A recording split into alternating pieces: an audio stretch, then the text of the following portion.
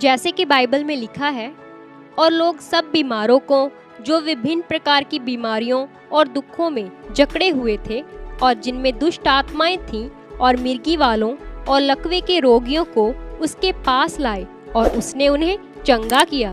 अच्छा, जो कुछ कब से आपके साथ हो रहा है बस ये बताना पहले आपने। बोलो, पकड़ो माइक।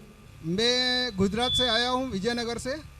गुजरात से आए हो आप? यस। ओके, क्या नाम है आपका? मेरा नाम अवनीश है। अवनीश, हिंदू फैमिली से हो? पिछले चार पाँच साल से मेरे बेटे को तकलीफ थी। वो कुछ भी खाता था तो इसको उल्टी आ जाती थी। अच्छा।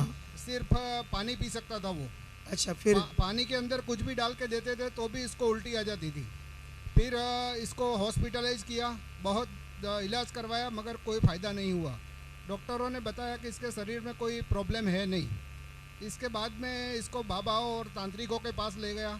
मैं वैसे जैन हूँ, हमारे साधु महाराज और मंदिरों में आप भी जैन धर्म से हो? जी जी, जैनी हो? हाँ जी। अच्छा, आपके जो मंदिर होते हैं, साधु महाराज होते, क्या हुआ फिर? हाँ, लेके गया मगर कहीं इसको ठीक नहीं हुआ। वहाँ की दुआएं प्रार्थना जो भी वो करते किया लेकिन ठीक नहीं हुआ? ठीक नहीं हुआ। अच्छा, फिर मेरी वाइफ को भी थोड़ा ऐसा दुष्ट आत्मा का प्रभाव मेरी वाइफ के ऊपर भी आया। इसने पॉइजन खा लिया था, मगर परमेश्वर को मैं जानता नहीं था। मगर परमेश्वर तो जब से मैं पैदा हुआ तब से मेरे साथ में है। तो मेरी वाइफ को बचा लिया गया। डॉक्टरों ने बहुत मेहनत की और वो बच गई। इसके बाद में हमने पूछा कि भाई तूने क्यों पॉइजन खाया, तो इसने बताया मेरे को पता नहीं है मैंने कैसे खा लिया। मतलब मुझे पता नहीं लगा कैसे मैंने जहर खा लिया। जी जी, ओके, ठीक है। इसके बाद में मेरी वाइफ को भी दौरे पड़ने लगे। इसको भी ऐसा दुष्ट आत्मा आता था। वो घर में कलेश करती थी। वो बेटे का भी प्रॉब्लम था। मेरा बिजनेस भी बिल्कुल चौपट हो चुका था। क्या बिजनेस करते थे आप? मैं ऑटो स्पेयर पार्ट का बिजनेस करता हूँ। आपकी शॉप थी? हाँ, मेरी शॉप है। बिल्कुल मेरा बिजनेस भी चौपट हो चुका था। मैं बहुत कर्जे में आ गया था। वो 4 साल से बेटे और मेरी वाइफ के पीछे कम से कम मैंने 40 लाख रुपया खर्चा किया। 40 लाख? हाँ, बहुत बाबाओं को और मंदिरों में तांत्रिकों को बहुत पैसा दिया। जिसने जो मांगा वो दिया, मगर कोई रिजल्ट नहीं मिला। इसके बाद मैं दिल्ली में मेरा एक व्यापारी है। वो कोई मिनिस्ट्री से जुड़ा हुआ है। अच्छा, किसी मिनिस्ट्री से जुड़ा है? हाँ। वो प्रभु में है? हाँ। ओके, फिर? तो इससे मेरी बात हुई कि भाई मेरे घर में ऐसा ऐसा प्रॉब्लम है। तो इसने बताया कि आप ऐसा करो, आप इस बेटे को लेकर दिल्ली आ जाओ और हमारे पास्टर जी से आपको मिलवाता हूँ। मगर कोई चांस ऐसा नहीं बना कि मैं इसको लेके जाऊँ वहाँ। तो वो मेरे को फॉलो करता था, परमेश्वर के बारे में बताता था। तो मैं यूट्यूब पे देखता रहता था। इतने में आपके सुखपाल राणा मिनिस्ट्री की वीडियो भी आई। मैंने बहुत सी मिनिस्ट्री की वीडियो देखी। इसमें मेरे को सुखपाल राणा मिनिस्ट्री की जो टीचिंग थी और जो बातें थी इनकी, वो मेरे को सही लगी। और मैं फर्स्ट टाइम मेरे लाइफ में 18 मार्च को यहाँ चर्च में आया था। 18 मार्च को 2021? हाँ, 2021 को मैं फर्स्ट टाइम में कहीं चर्च में नहीं गया हूँ। पहली बार इधर ही आए हो? पहली बार इधर ही आया हूँ।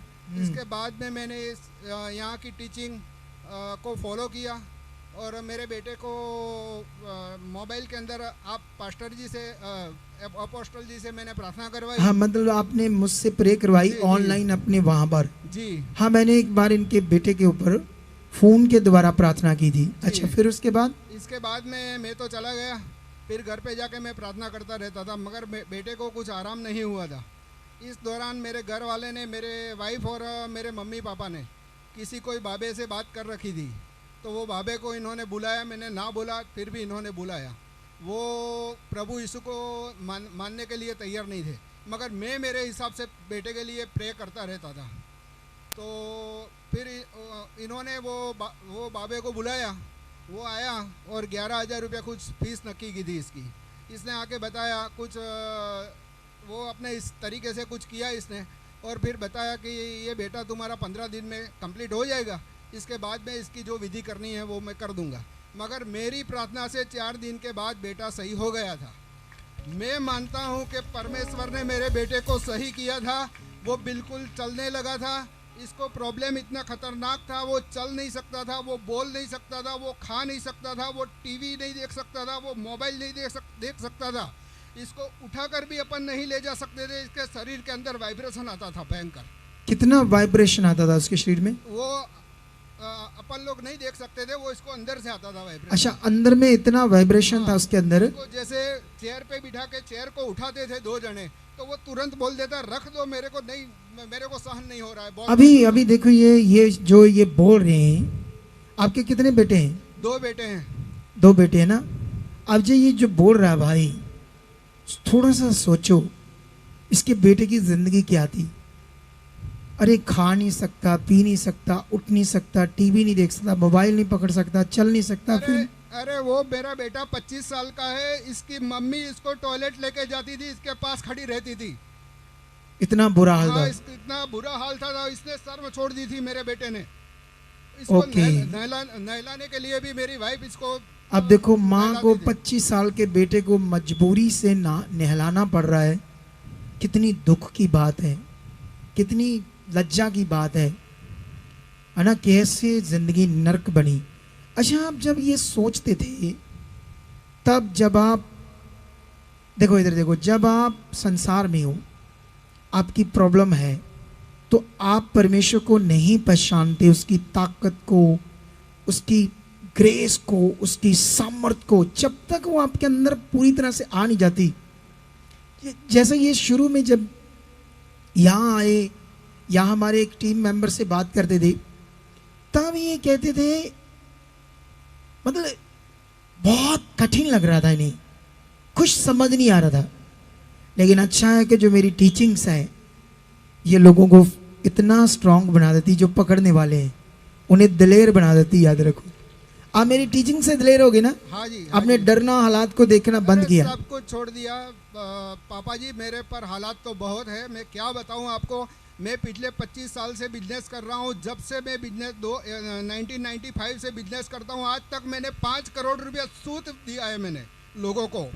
5 करोड़ रुपए। और आज भी मेरे पे 3 करोड़ का कर्जा है, और 3 करोड़ का हर महीने कम से कम 3-3.5 लाख रुपया सूद बनता है।